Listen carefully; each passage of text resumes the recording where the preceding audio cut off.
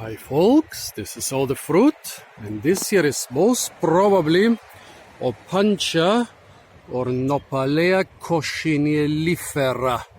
I say most probably because there are thousands and thousands of cactus species, and if you think that the ones which are known from cultivation are known better than the wild ones, think again. Opuntia is in the cactus family, and it's even easier to propagate than all the other cacti. You basically break off one of those nopales, which a lot of people would call leaves and which are actually stems. You plant it in the ground, you get a new cactus. And so a lot of hybrids, genotypes and clones have been propagated and sold and traded for decades without ever being properly named, but I'm pretty sure that this is Opuntia cochennilifera. Well, it's also called Nopalea cochennilifera. Nopales is the Spanish name or the Mexican name for those pods which are actually being used as vegetables in Mexico. Well, cochennilifera means carrying the cochineal bug or cochineal louse, a small animal which is being used to produce red dye for coloring stuff like candy or Campari or martini or things like that. And despite the fact that Tenerife, the island of Tenerife where I am right now, has been a major producer of those cochineal lice, I cannot find them on this plant. They are living in a wild or feral state on cactus species here in Tenerife, but I've never seen them on this species. Well, the flowers of Opuntia cochennilifera are quite beautiful, like most Opuntia flowers. Actually, what we used to call the fruit is actually, well, the fruit hidden inside part of the stem. That's why the stem that's why the fruit wears areoles with glochids and can even bear other fruit and so on.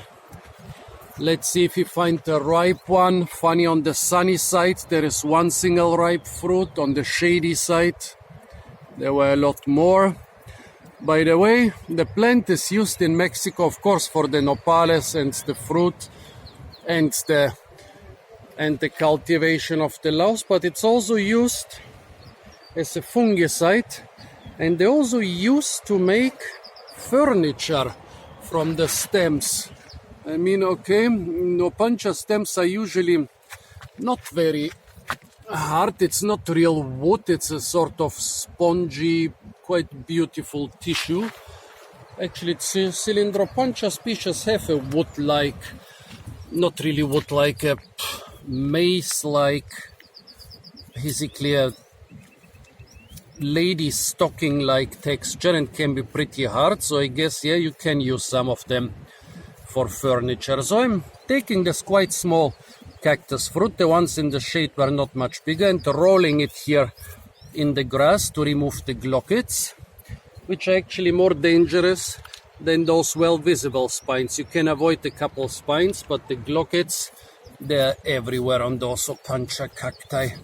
So I'm rolling it around for some time with the knife. Once I think that I have removed most of the glochids, I can grab it in my hand and rub it a little bit more firm against the soil and the grass, and then I end up with a small cactus fruit. Well, cactus fruit, you cut off the top, you cut off the bottom, you throw both away. The part in the middle, you peel away the rind. The rind is actually kind of edible in most Opuntia species, but not as tasty as the flesh which is surrounding the seeds. In this one, everything is a bloody mess. Oh my god, okay. I managed to get 2 seeds with the flesh surrounding them. The fruit is actually too small to be of any interest for me, especially since they are a lot of other cactus fruit around. Taste-wise, it's nothing special.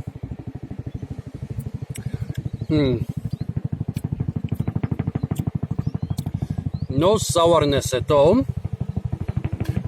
This is unusual for all those red and actually also the non-red Opuntia fruit. There is no sourness at all in this one.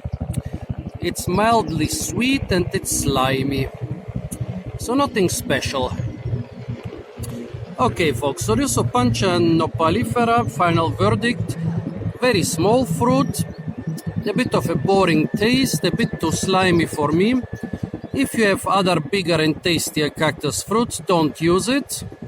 If you don't have other bigger and tastier cactus fruit and have a lot of time on your hands, then you can basically eat them, but it's not one of my top favorite cactus fruit. So folks, this was Opuntia cochennilifera on the island of Tenerife. Stay tuned for a lot more fruit videos from the beautiful island of Tenerife. And don't forget to like, share, comment and subscribe.